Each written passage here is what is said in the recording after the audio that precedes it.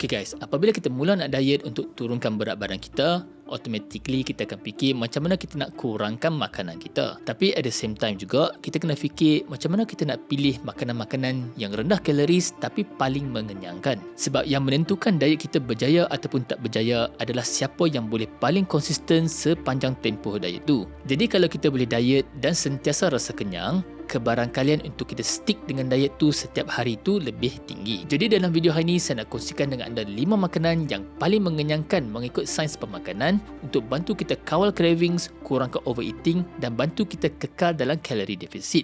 Kita tengok lepas ni. Sebelum kita mula, saya nak jelaskan satu perkara yang tak ada satu makanan dalam dunia ni apabila kita makan, dia boleh bakar lemak kita secara magic. Tetapi apa yang ada adalah sesetengah makanan boleh bantu kita rasa kenyang lebih lama. Sebab makanan-makanan ni dia tinggi dengan protein dan fiber atau dia mempunyai volume yang besar tetapi rendah kaloris.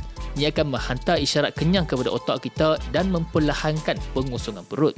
Benefit untuk kita kenyang lebih lama sepanjang diet kita ni adalah dia bantu kita kurang craving, kurang overeating dan paling penting bantu kita berada pada kalori defisit.